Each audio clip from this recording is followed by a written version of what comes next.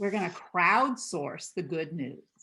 So, but actually, Mark, do you want to unmute and just say your good news, which you put in the chat, since it is like breaking news? Yes, as I said, there was a UW-Madison Faculty Senate voted today, and I can circulate the language of the resolution, but it was in support of fossil, a concrete transparency from UW Foundation about their investments, a concrete commitment to divestment from fossil fuels, along with language about engaging with the Office of Sustainability about clean and green procurement within, and to have a concrete plan for transforming our procurement within 2 years. And that passed today, 149 to 13. Woo-hoo! Yay! Well, some of us who've been working on divestment, the UW, for so long. That's good. 7 or 8 years, yes, indeed. Yep. 7 or 8 years. So other people who want to share good news at the national, state, yeah, it's a huge step, or local level, just share them in the chat. We gave Mark the speaking rights because it's so exciting. Oh, I see.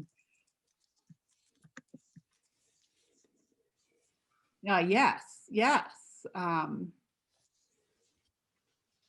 think once we put this up on the web, anyone can see it.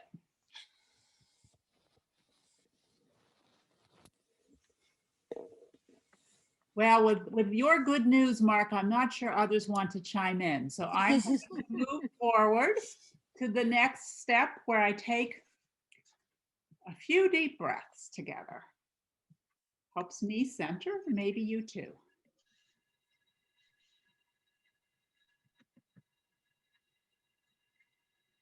And here's my second breath. Inhale.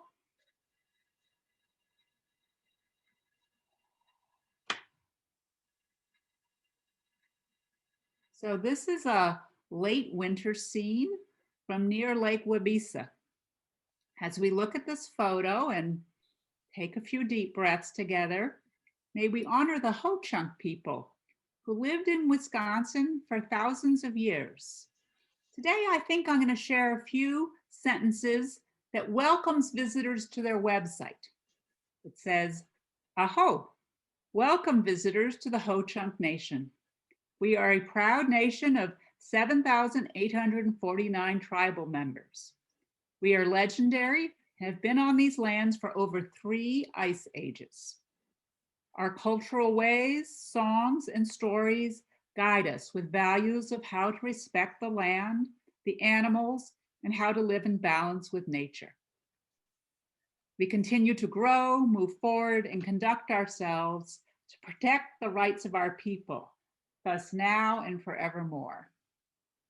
So just acknowledging the Ho-Chunk people and their ties to the land and our ties to the land.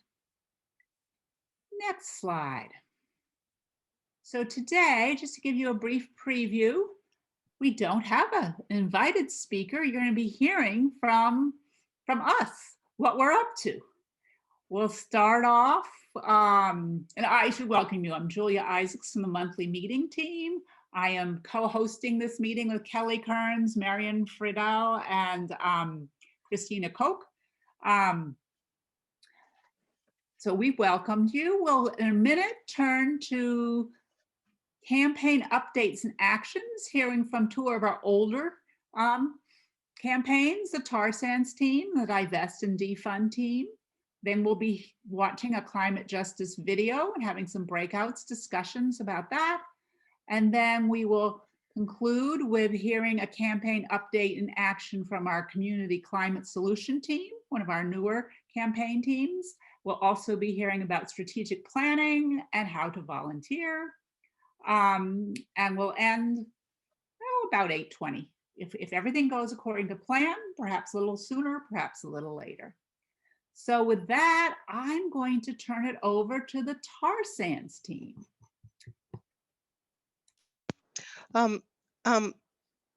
Julia, I have a really exciting update about a vote at the Faculty Senate that just was on divestment. Susan? We've Mhm. already gotten that great news. Thank you for sharing it. Mark shared it a few minutes ago. Oh, I'm sorry, I just logged on. Okay, that's excellent. I'm going to put in the chat the newspaper article, and also, and it was a very high majority, 149, I think, to 13. It was very exciting. So I'm going to put in the newspaper article, but also a petition that people can sign. Thank you, Susan. Yeah, we are, if people haven't picked up, our faculty and staff reps who've been working on this for years and years are just Oh. really excited about this. Oh yeah, it was other people who are working on it, but I'm very excited to Yeah, see it. And our union also supported it, so that was exciting. wonderful. Thank you, Susan. Okay, I think, is it Beto? Hi, yeah, thank you. Yeah, so my name is Beto. I'm an intern with the Sierra Club Wisconsin, and I'm also a member of the tar sands team.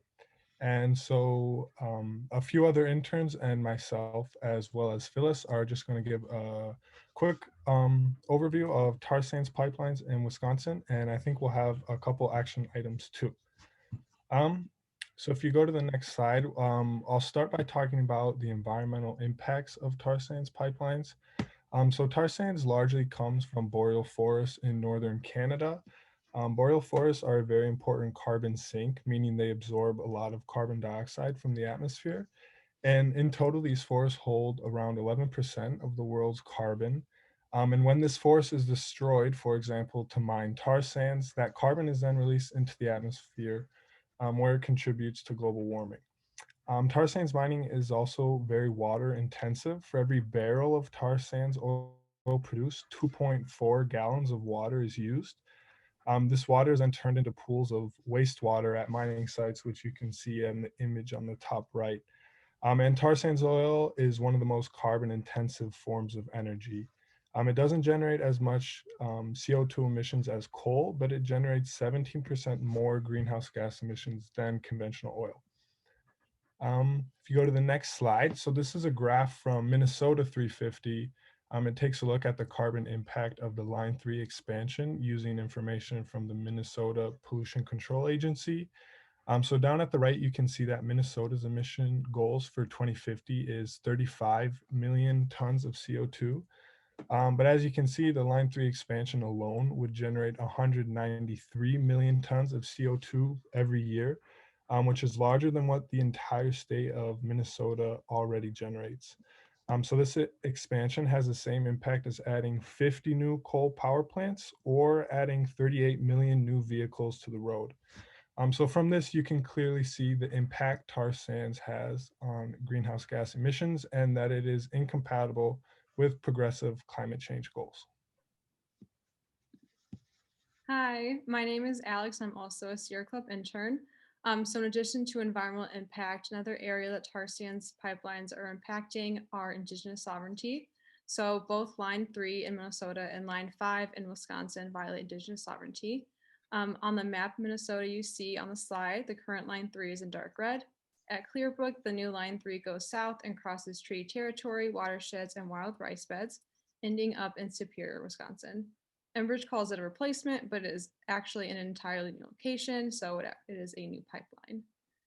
Currently, Indigenous people and their allies are using nonviolent direct action to slow construction and give lawsuits a chance to stop it. If you're interested in supporting these groups or joining them, you can contact us. Next slide.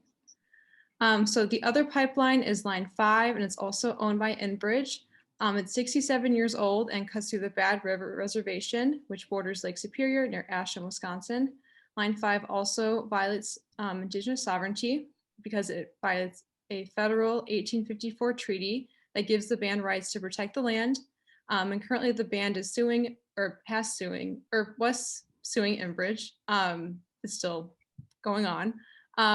In federal court to decommission that section.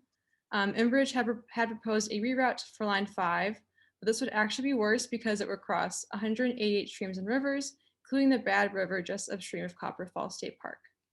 Rupture there would send the toxic oil down the waterfalls into the rice beds of the Kakagoon sloughs and into Lake Superior before any intervention could stop it.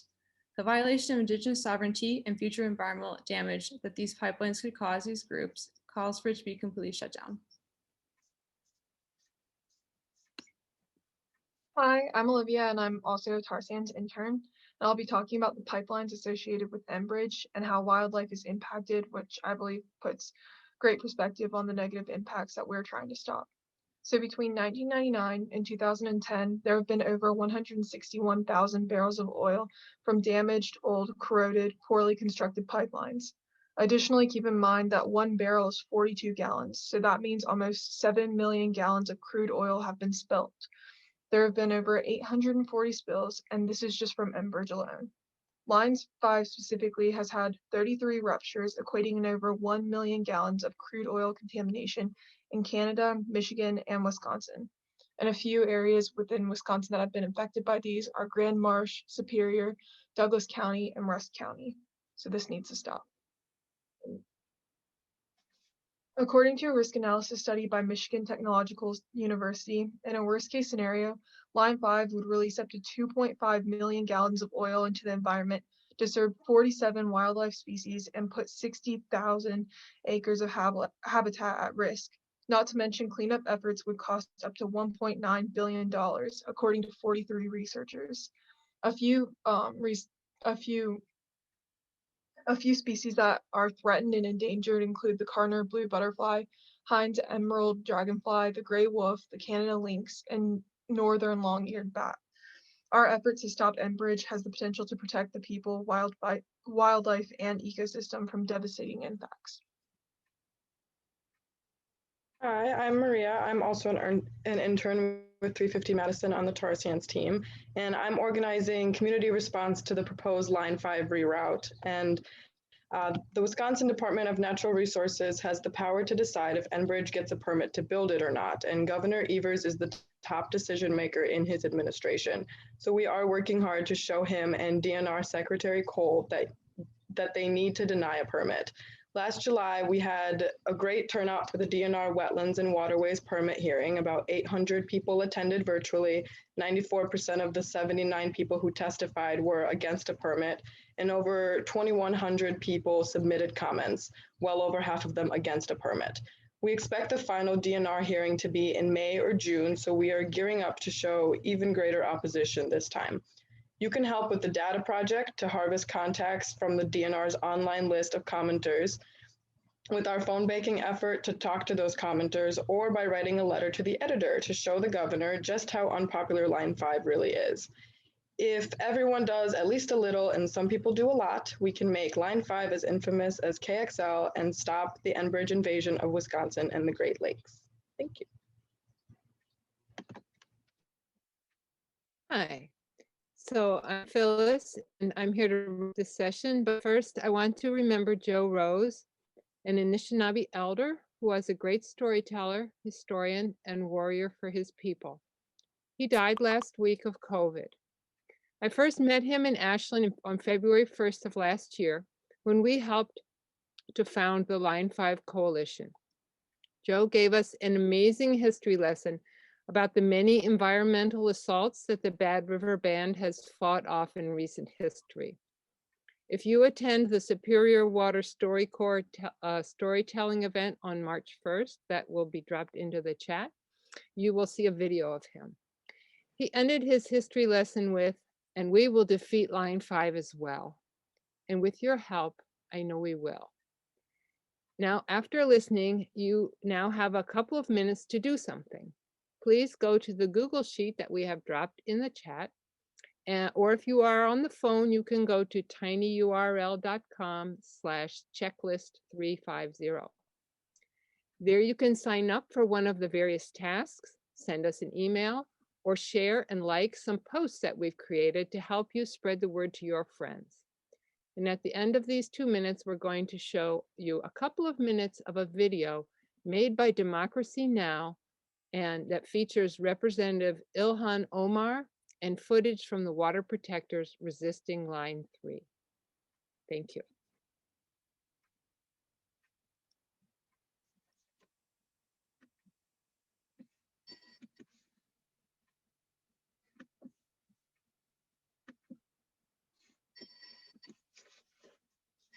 Phyllis, do you want me to wait a minute before showing Yeah. the Yeah, wait a video? minute, give people a chance to sign up there, Okay. share a post.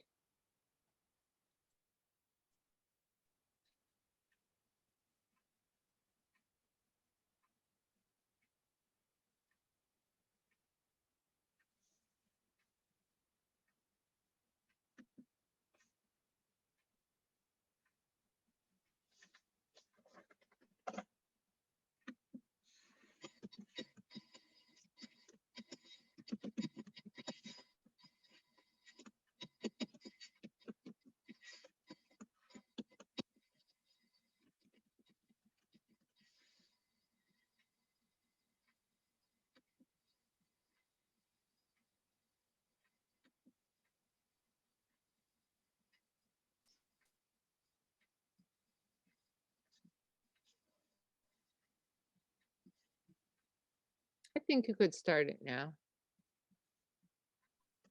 We turn to Minnesota, where a massive fight against the Enbridge Line 3 pipelines brewing after the U.S. Army Corps of Engineers approved a permit for the project. A group which calls itself Water Protectors was protesting at one of Enbridge Energy's Line 3 staging locations. The crude oil pipeline is expected to cost $2.6 billion. Protesters have been calling for a stop to the project. They say that the environmental cost is just too great. We need your help. We need to elevate this struggle and to protect the Mississippi. The indigenous communities in Minnesota have been in the forefront of this fight. For them, it is their livelihood, it is their culture, and their mere existence that's going to be threatened by the installation of this line. Line 3 puts all of us in jeopardy. Not a question of if it's going to happen, it's when it's going to happen, because all pipelines break. We're not going to let them contaminate our waters. We're not going to let them destroy our lands any longer because we care too much about our future to let them do that. They live on the land. Wild rice is their life, and their ability to exist ceases if this pipeline is built. And this is public waters, and these are public lands that have been given away by Minnesota's Department of Natural Resources to Enbridge, a Canadian corporation. We want to protect our water. All of this land is the people's land. Enbridge has spent lots of money in engaging in disinformation campaign. They would like the people in these counties, the people in Minnesota, and the people of this country to believe that it is a replacement line, but it's an actual relocation line. And we've gone to great, extraordinary lengths to ask people what they think. But we didn't stop there.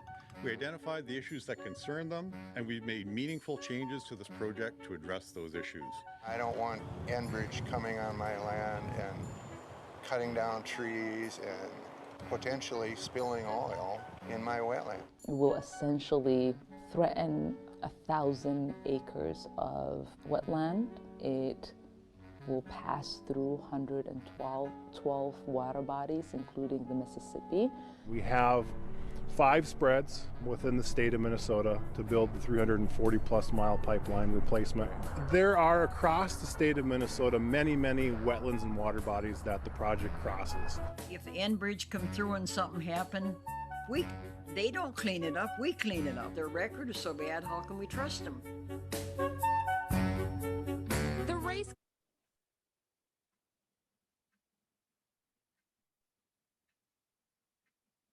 Is that the segment you wanted to show, Phyllis? Yes.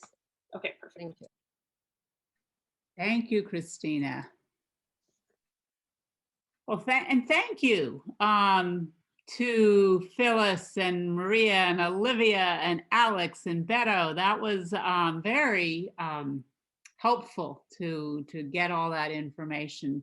And I hope people did sign up in the Google Doc. I know when several of us were typing at the same time, it may have been hard, but just go down to the bottom of the Google Doc and type your name in. So our tar sands team, working against tar sands pipelines, against the pipelines,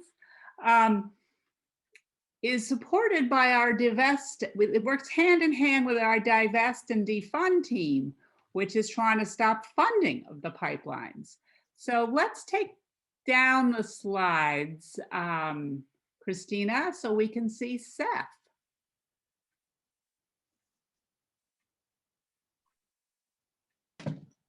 Thanks, Julia and folks.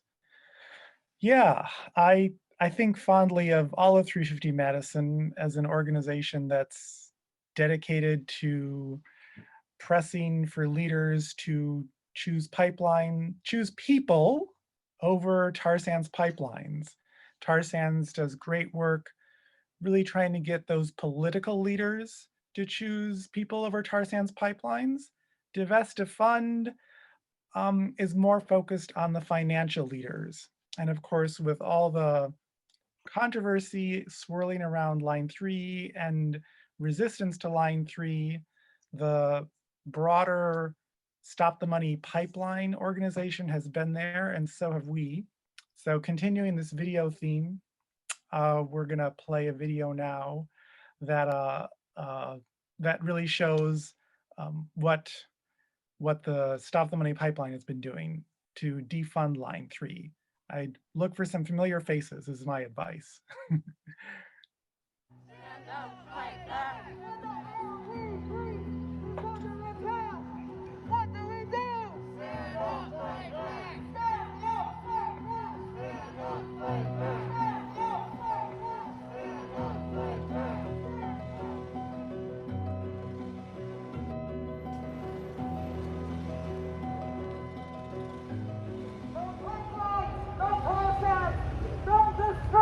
Indigenous land, no pipelines, no tar sands.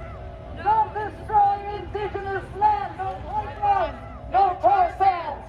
Don't destroy indigenous land, no pipelines, no tar sands. So we are here in Portland, Oregon today, and we're having a car caravan, including this decommissioned fire truck behind me, so that we can deliver letters to 5 different Chase branches throughout our city.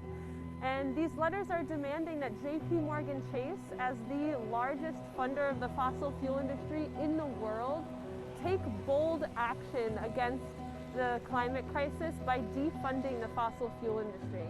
Chase is responsible for funding some of the worst, most polluting forms of energy on our planet, including the tar sands extraction in Alberta, Canada. Right now, we're specifically highlighting the Line 3 pipeline in Minnesota, which water protectors and land defenders are currently sitting in trees, blockading construction for this project.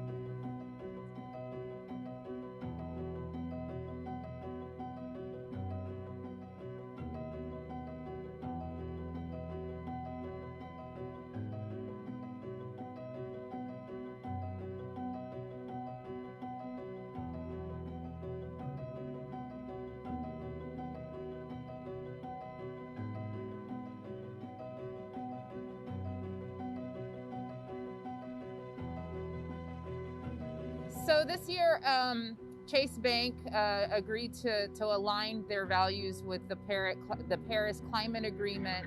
And so in the past, Chase continues to be the largest funder of fossil fuels. And so because of this and the continued funding of the fossil fuel corporations, we have to continue to bring attention to these matters until we actually see the policies line up with with what they're saying that they're going to do. And so until that happens, we will continue to do actions. We will continue to bring attention to Chase Bank and to other Wall Street banks that continue to fund the fossil fuel industry.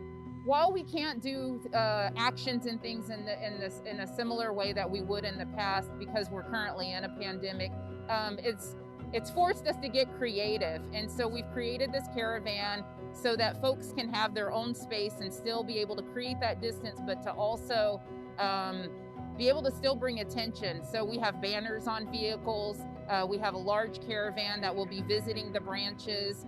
And again, this is a way to keep us all safe, and to keep other people safe, but to continue to bring attention to Chase Bank and the continued funding of the fossil fuel industry.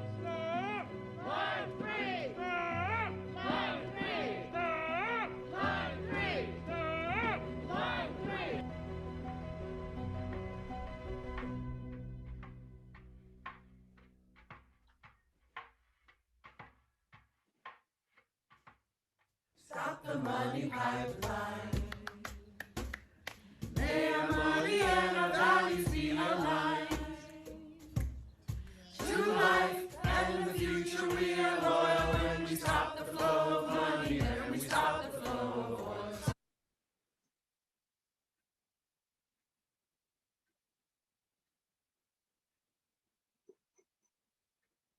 Thank you, Julia and Christina, and everyone who took part in those actions on December 11th. We saw some of you. I know others who were not in the video took action that day as well.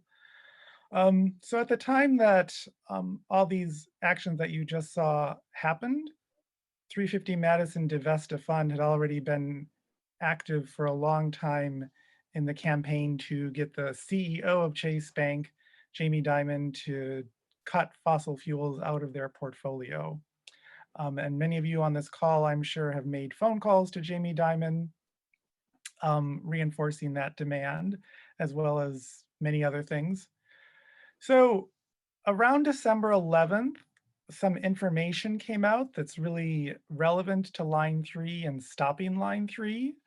We learned that at the end of March, a loan that Enbridge, the company behind Line 3, a loan that they have with multiple banks, but Chase being one of the chief banks, is coming up for expiration at the end of March.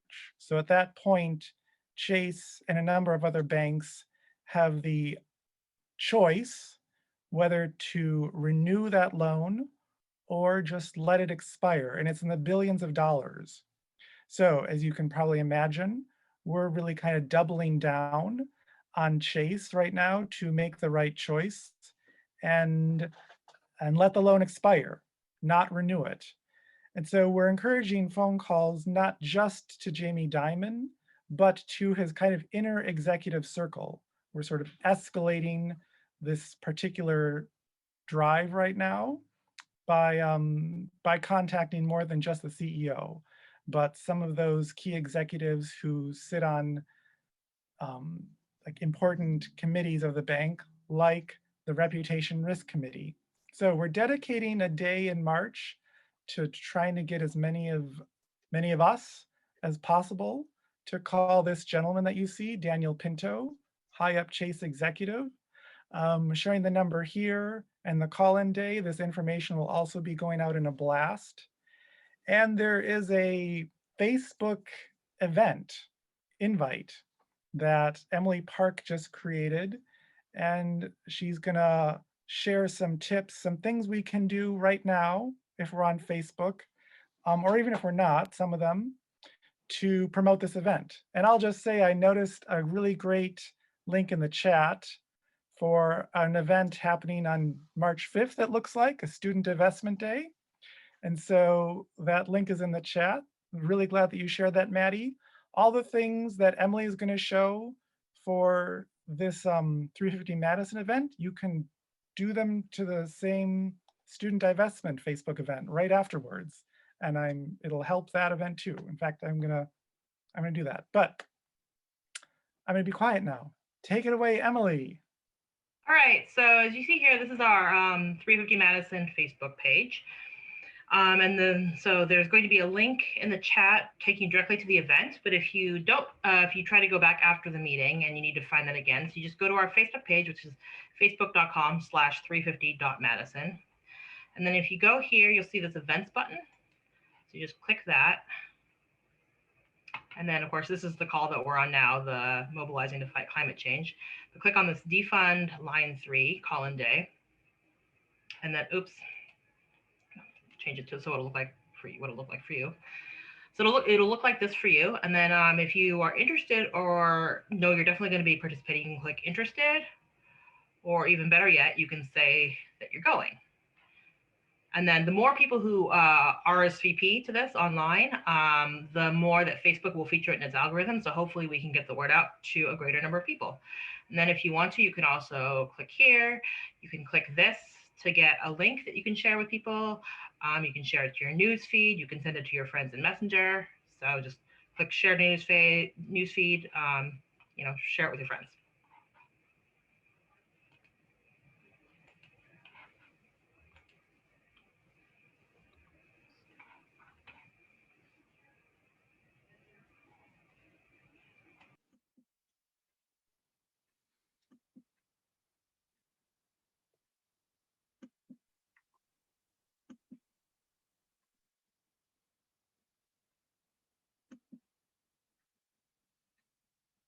So you're silent, giving us a minute to click on that Facebook and like, or what's next, Seth?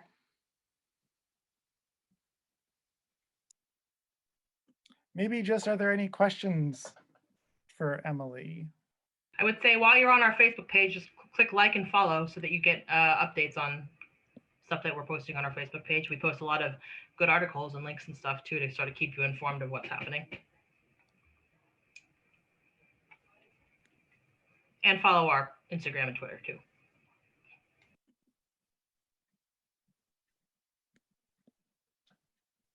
Thank you, Emily. And for those who don't know, Emily leads our CAT team, Communications Action Team, and is very active in our Divest and Defund team too. So I think then, just to close, one kind of exciting announcement is that the Divest Defund team is putting out a weekly digital newsletter going out 3 times a month. We take a break from doing it for the week that 350 Madison has the general newsletter going out. If you haven't already signed up for that, I encourage you to do so. And I will put a link to that sign up page in the chat right after I'm done speaking. It takes about 30 seconds to sign up for it. Just name and email. I see many you already have. That's great. If you haven't, I think it has a lot of good actions in each issue for the Defund Line 3 campaign.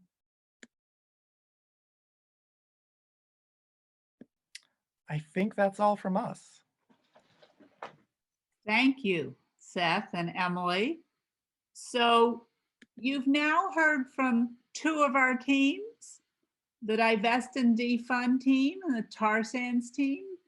And if you're interested in joining these teams, there's at least 2 ways to join. One would be to write these email addresses here. And I put them in this order because 4th Monday comes first. So on the 4th Mondays, Divest and Defund team meets. And on the 1st Mondays, which will be April 5th, the tar sands team meets right before this meeting. The other way to join these teams is to let Nikki Darga know that you want to, and she'll be on at the end to welcome all newcomers. Let's go to so let me just pause. So you've heard from 2 teams, 2 of our campaigns that are working to stop Line 5, also support the stopping Line 3, stop these tar sands pipelines, any pipelines, stop them, and defund the pipelines. Now we're going to switch gears a little bit and go, next slide, to our climate justice team, which is less of a specific campaign and more of an effort to bring a climate justice perspective to all of our work. Tanis.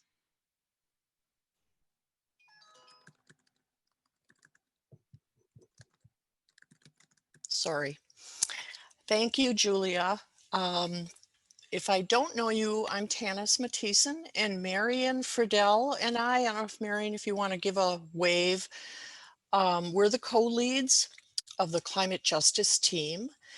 And we're still a new team, and we have a lot of work to do related to climate justice, to think about our climate justice goals, to engage Black, Indigenous, other people of color, and frontline communities, and ultimately achieve climate justice. So we recognize we can't do it all at once.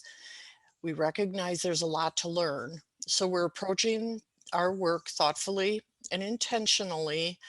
And you've already heard tonight about some of the other work that 350 Madison is doing, in particular the tar sands team that is already working towards climate justice. For tonight, we'd like to first tell you very briefly about 2 things that our team is currently working on. And then, as Julia mentioned, we'll show a short video and then break out into small groups for discussion, and we'll show you the questions that we'd like you to discuss.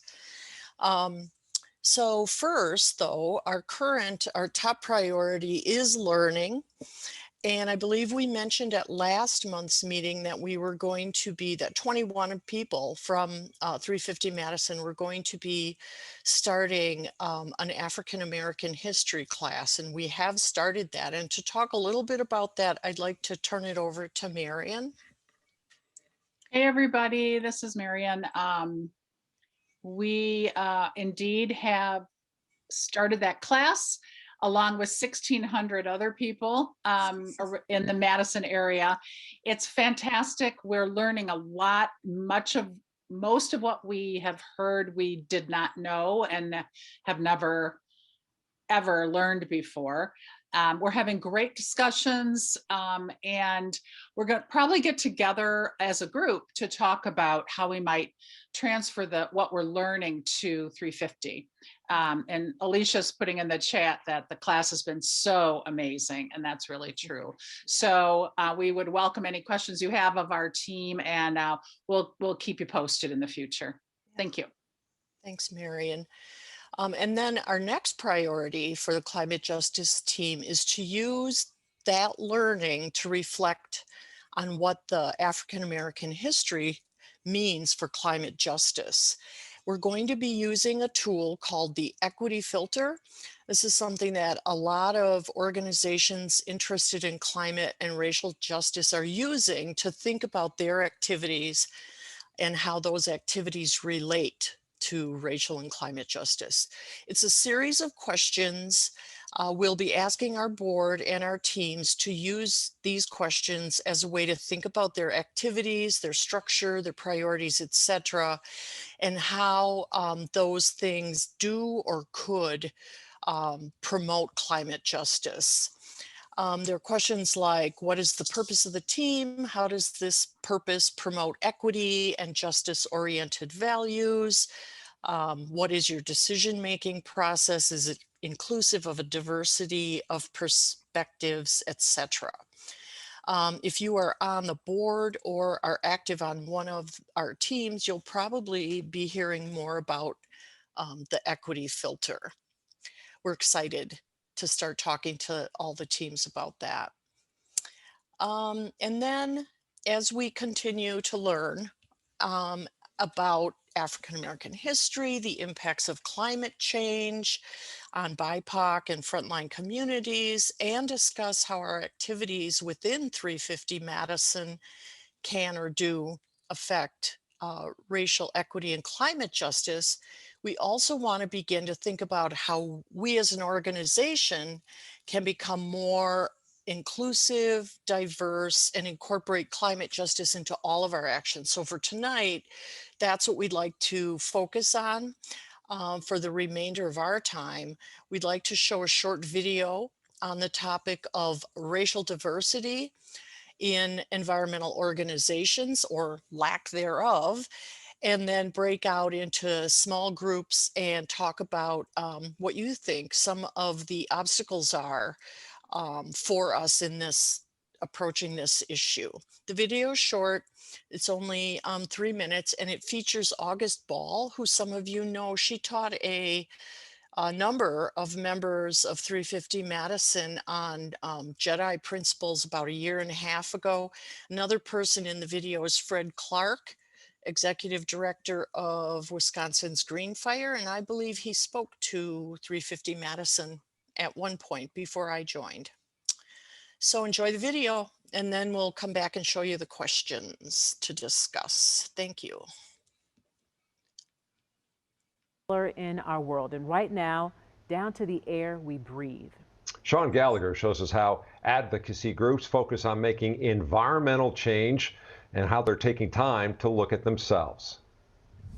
The conservation field is overwhelmingly white, and without the voices of people of color, their communities are often disconnected from environmental practices. People of color are significantly disproportionately impacted by the effects of environmental injustice. August Marie Ball is the founder and CEO of Cream City Conservation. Her goal is to make conservation more diverse and inclusive. We have to be able to identify what sort of policies and practices have kept us racially homogenous all this time, and then work backwards. That's what I try to do as an educator. Communities of color face higher environmental health risks. Flint, Michigan laid bare to the disparities between white and black families with exposure to lead poisoning in drinking water.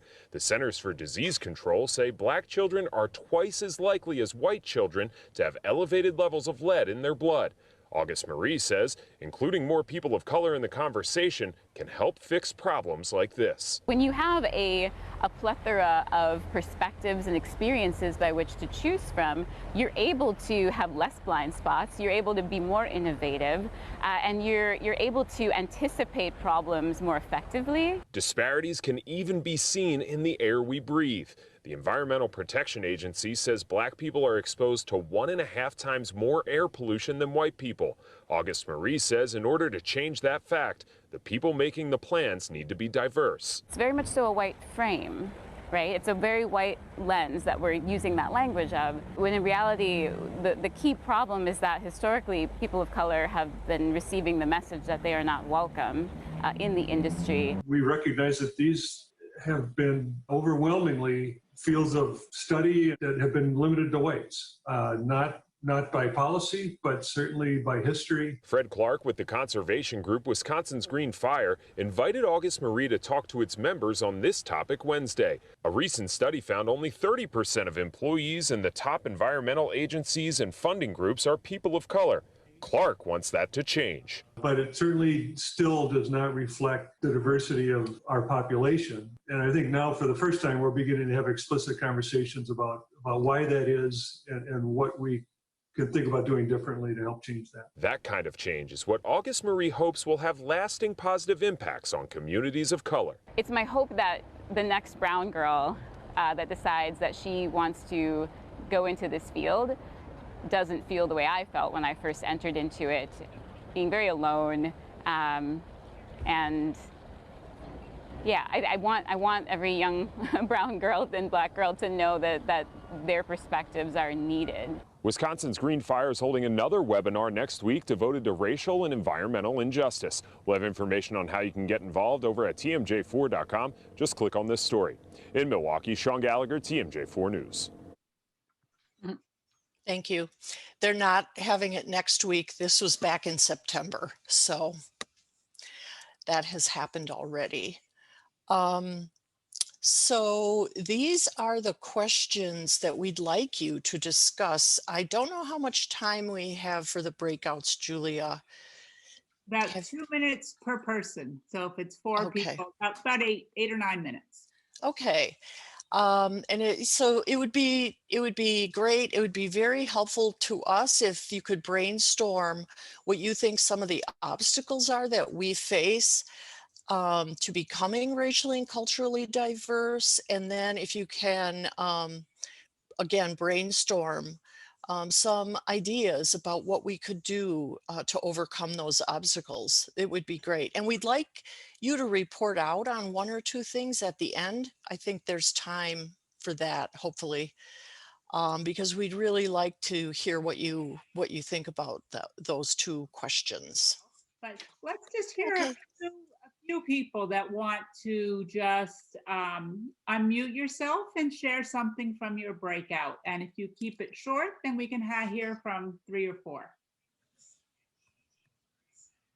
Well, I can say that my group spent some time talking about how 350 Madison and climate groups in general could stand to do more to reach out to racial justice groups in our community rather than just networking with other environmental groups. Okay. Okay.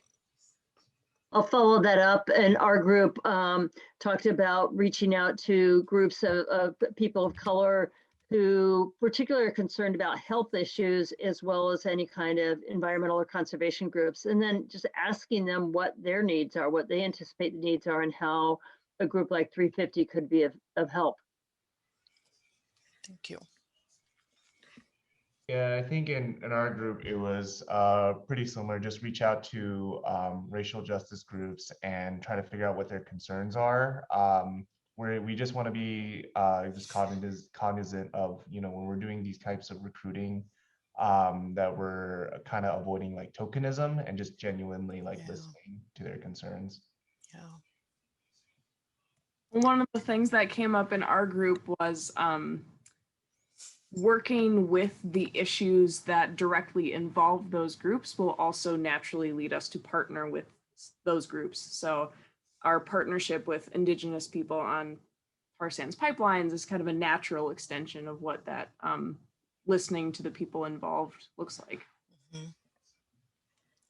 In our group, the idea came up of making things like meetings more accessible by providing something like, say, childcare, or when possible, funding somebody's work towards climate change, because somebody who already has to work full time might not have the luxury of just doing it as a volunteer. But if there were some pay, then they could do that. We had an idea by a person in our group, Joanna, who said that the organization she works for has invited environmental experts of color to speak to their members and highlighting their work at their meetings. So I think that would be a good suggestion for us as well.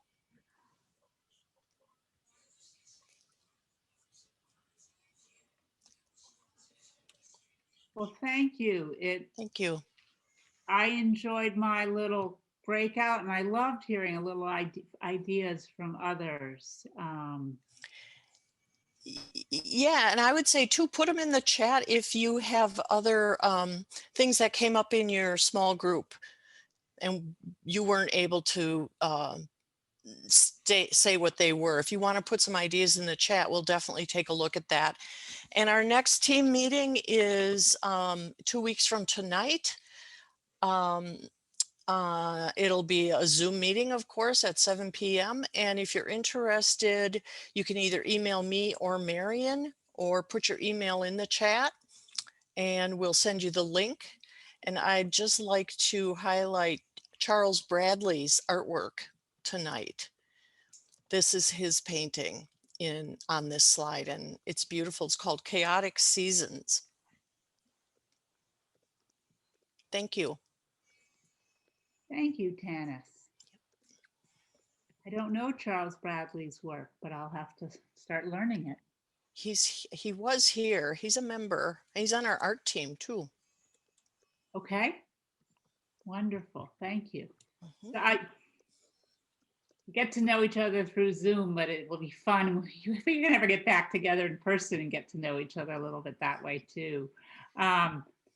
Okay, we have one more campaign team, the Community Climate Solutions team. Let's hear from them. Hello, everyone. My name is Julia DePalma. I'm a co-lead of the Community Climate Solutions team, and tonight I'm here to talk to you about what we do. Our goal is to help local municipalities, governments, and educational institutions meet their climate goals on time or even sooner. Next slide, please. Within 350 Madison, we're one of the 3 campaign teams. We're highlighted in green on the right side. Next slide. And our team consists of different place-based community working groups. Madison, Middleton, Fitchburg, Dane County, and UW-Madison all have community working groups, each of which are working on many different projects to help support their communities in achieving their climate goals. And then existing outside of that is our action participation list. This is a list of people who don't have time to be heavily involved with our work, but want to help in any way that they can. We reach out to them and activate our action participation list whenever we need people to contact elected officials or submit comments on a proposal. And this operates and exists outside of all of our place-based groups. Next slide. So I'm just going to highlight a couple of the projects we have going on in our most active community working group, which is in Madison. In Madison, we have a lot of different projects. Some of them include solar permitting, the Plan Commission Climate Corps, and the Transportation Commission Corps. All of these different groups fall under the umbrellas of working on public awareness, buildings, and transportations. One of our newest projects is our Alder Election Project group, which is working to increase public awareness about candidates running for alder positions in the city of Madison. Eliza, our wonderful intern, is going to talk to you some more about the Alder election project. Hi everyone, my name is Eliza. I joined the 350 Madison team in January as an intern and one of the Alder election team leads. So first, the idea of having an Alder election team came from the success from the city of Eau Claire with their own alders. And climate policy was a top issue among these alders, and that's a big reason why Eau Claire has been able to make so many climate conscious policy decisions in the past couple of years. They've set emission reduction goals, as well as put forward a renewable energy action plan, which is great. Next slide. So our Madison team hopes to follow Eau Claire's example by activating both citizens and candidate consciousness as to how our alders can be key to local climate policy. We hope to help the people bring this to the forefront, as well as create relationships with alders for 350 Madison in the long run. So the first part of our process was to identify our audience so that we might better tailor our actions to achieve those goals. As you might have guessed, that involves all citizens in the Madison area, alder candidates, and 350 Madison members. Our team started meeting in January, which was just in time for the primary election in mid-February. There were about 10 candidates across 3 districts competing in the primaries.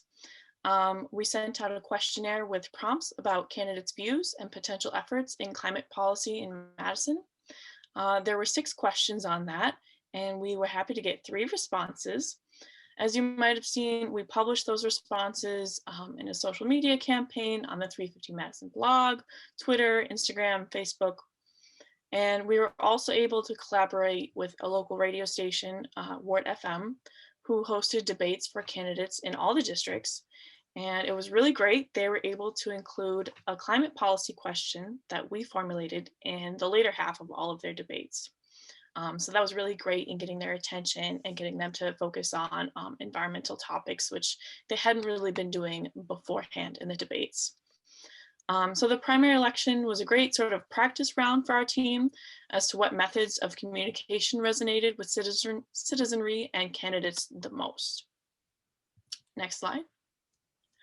So we'd like to pause and ask you to reflect on your own experience. And if you're comfortable, please feel free to give us your feedback in the comments as to what local government engagement is like on the ground. We're hoping to have some verbal responses, but in the interest of time, please just keep those to the chat and we will save those and look at them later. So do you know who your alder is? How do you find that out? If you don't, is there a certain way or place you'd like to be able to access that information? And this goes for everyone, Madisonian or not. What barriers do you experience in communicating climate concerns with local government? So yeah, please place your comments in the chat. We'd love that feedback and really help us move forward on the next part of our project. Next slide. And the next part of our project is the general election. We again are putting out a questionnaire, which is narrowed down to 2 questions this time, both to encourage more participation from the candidates and to make it more digestible for readers when we make content. Our 2 questions are on the right here as follows. In 2017, the Common Council passed a resolution to, quote, establish community-wide energy and carbon goals of 100% renewable energy and net zero carbon emissions. As an alder, what actions will you take to ensure that these goals are established within your tenure? And second, as an alder, how will you use city policy to reduce Madison's carbon emissions? So with these responses, we're hoping to create an interactive map as well as a one-stop resource for everyone to simply click on the area they live and be able to read their candidates' responses. We're again promoting these responses on social media, and we're also very excited to work with the Dane County League of Women Voters, which is a great opportunity because they serve as a major candidate information resource for a lot of voters. We are also looking to work with the university to get into their sustainability newsletter and reach students, as well as get some of this information out to the press. Finally, later this month, as Julia mentioned, we will be sending out an action request with the APL list to prompt candidates as to their climate concerns. Next slide.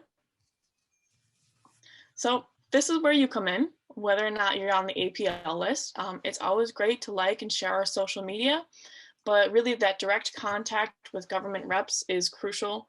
So if you can email your candidate your question as to how they're going to reduce carbon emissions, how they're going to build sustainably, how they're going to make a better place for you and your loved ones.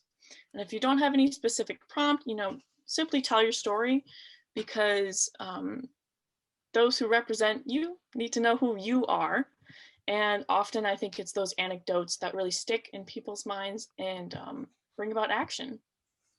So next, Julia will be putting a link in the chat where you can put in your address and find who your alder is and how to contact them. And the best thing you can also do is make an informed vote. This is what the campaign is all about. By bringing in leaders like Eau Claire has, the city of Madison can really start to be a leader itself too. And if you have any further questions or comments, please feel free to email me, Eliza, at the email on the slide. And thank you so much for your time, attention, and feedback.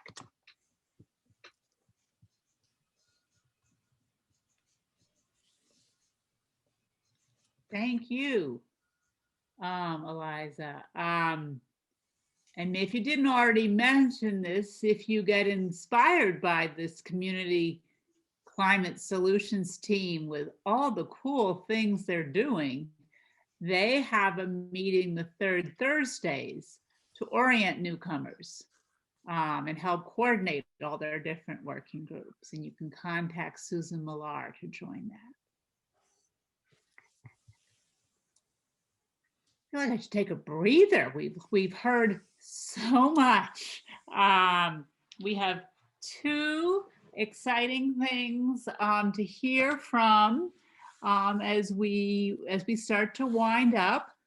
And you may wonder, maybe you don't, but maybe you wonder how 3 different campaign teams and then a climate justice team, and of course there's the support teams like this monthly meeting team bringing you this, the community action team, the fundraising team. How do we all work together? So Gail, our chair of our board, is going to share about our strategic plan. Okay, thank you, Julia. I know we've learned so much tonight and there's so much going on, but I did want to briefly talk about our recent strategic planning. In January, our board, coordinating council staff, and some active volunteers spent 2 consecutive Saturdays working out a strategic plan for the next 2 years. And we all thought this was a good time to do strategic planning. As you could tell from everything we've talked about tonight, 350 Madison is strong and growing. We have very active campaigns, we have excellent staff, and a lot of really committed volunteers. Our reputation around the state is continuing to grow. The Biden administration is committed to climate, and Governor Evers is also supportive of climate action. But at the same time, the climate crisis is growing worse and becoming more urgent by the day. And Enbridge and more, there are powerful corporate and political interests that will fight aggressively against change. Finally, in the past year, we really changed how we operate because of COVID. And it's now looking like there's going to be some semblance of normal life again by fall. And we need to consider what that means for 350 Madison. So there was a lot to think about. And the bottom line was, what can and should we be doing to have the most impact on climate change and climate justice? So the monthly meeting team could put the link to the full report in the chat. If you want to read the full report, it is there. And You're welcome to read it, but let's go. I want to just very briefly run through our recommendations. The first one has to do with climate justice. And we said 350 Madison will continue to develop as a welcoming anti-racist organization, building strong relationships with BIPOC-led organizations in underserved communities. We are working towards becoming a multicultural organization. And we just spent we just had a really interesting discussion about this. And Tanis reviewed some of the things we're doing. So I think you're familiar with that work, and you're going to be hearing a lot more about it as we move forward. Next slide. The second recommendation had to do with our approach. There was considerable discussion about whether we are using the correct mix of approaches or if we're trying to do too much or too little. And by that, I mean, by approaches, what I mean is we have, just looking at our campaigns, our CCST team, Community Climate Solutions team, works within the system, holding units of government accountable for adopting and implementing climate-friendly policies. Our tar sands team does extensive community organizing using a variety of techniques ranging from legal engagement to direct action. And our Divest and Defund team focuses on direct action and sometimes nonviolent civil disobedience. So the question was, this is a really big tent, and is that appropriate? And we concluded that it is. It's both appropriate and beneficial. But we also concluded that we must be very strategic in setting our goals and determining which issues to focus on, that if we become too diffuse and undirected, we'll lose our effectiveness. Next slide. Our next recommendation had to do with staffing. We spent a good amount of time discussing our staffing needs. Right now we have 3 part-time staff, which add up in full-time, like the equivalent of just over 1.5 full-time positions. And we agreed that that is not enough for an organization of our size and scope. Most of the other leading 350 chapters have much more staff. And we felt that we were too dependent on volunteers to carry out key functions. It's risky to depend so much on volunteers, and we're at big risk of volunteer burnout. To grow and become more effective, we need the expertise and consistency that staff can bring. In particular, we concluded that we need an executive director to provide leadership to our organization. The executive director would work closely with our board while providing strong support for our teams and campaigns and being an ambassador to outside groups. They would supervise the other staff and play a major role in fundraising. We will be launching a search sometime in the next couple of months, and you'll hear a lot more about that. We also discuss the potential staffing needs for communications, and we agreed on the need to review compensation and benefits for our current staff. You're hungry. Our next recommendation had to do with statewide alliances, particularly building our relationships with other 350 chapters in Wisconsin. Right now, there are chapters in Milwaukee, Stevens Point, and in northwestern Wisconsin in the Ashland area. While we've periodically had interactions with these groups, they definitely can and should be strengthened. And this is, parenthetically, this is an area where having an executive director would be really helpful, because that would be someone who could really reach out and build those types of alliances. We'd have a stronger voice speaking as a statewide group, not as coordinated statewide groups. Then finally, we talked about community outreach. What should our community outreach look like when COVID restrictions end? Prior to COVID, we had an active tabling program where we distributed literature and spoke to people at community events. We agreed we should restart this program, being very strategic about where we do our tabling. We'll need to form a group of people to actually do the tabling. And so you'll be hearing more about that in coming months and how you can get involved. We also discussed having a speakers bureau to do outreach to civic organizations, schools, and other groups. Again, we're going to need a team of people to carry out these presentations and prepare them.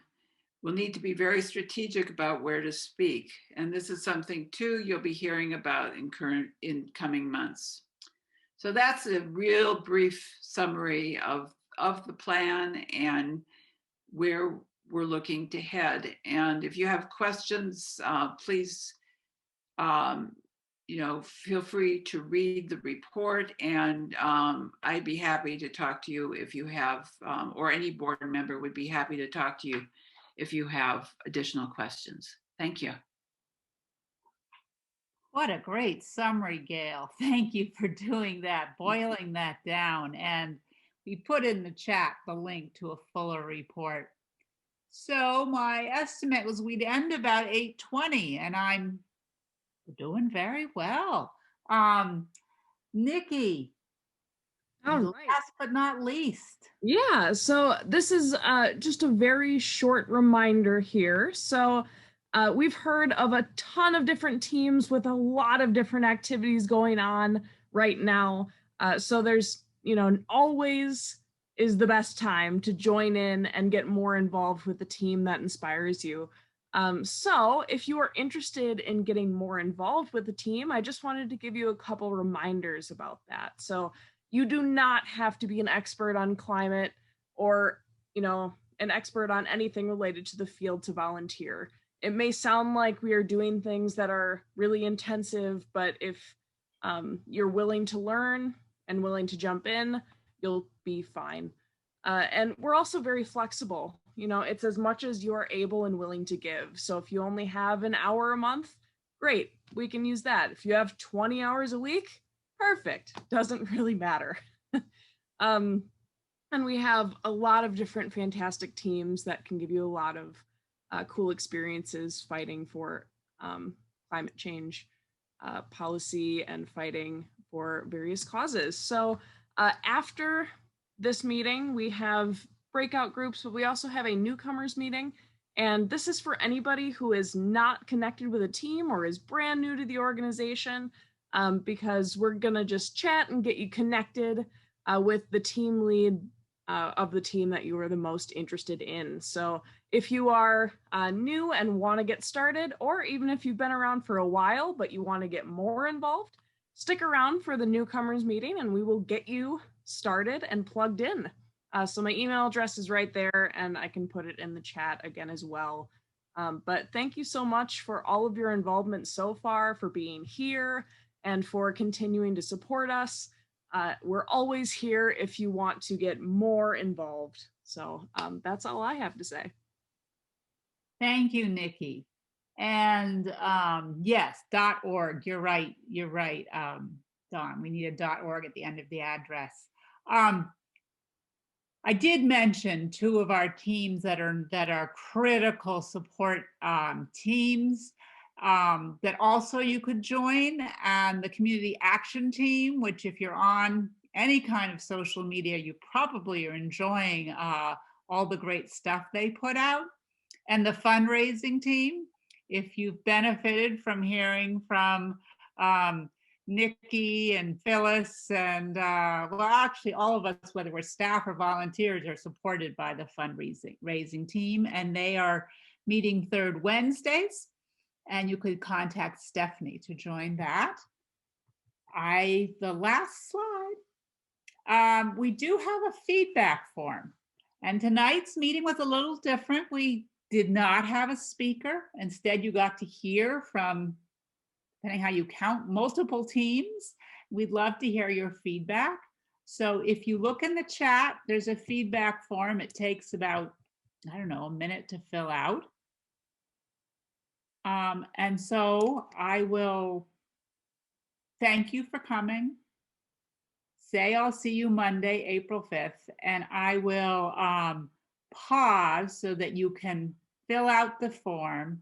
After you've filled out the form, we don't have any big breakout groups. Those of you who are not newcomers can just filter out. But anyone who's new and wants to chat with Nikki about volunteering, she will give you a little bit of flavor of 350 Madison if you hang on. So please fill out your forms, and I'm glad that people enjoyed this. Thanks for that shout out, Mark. That's great.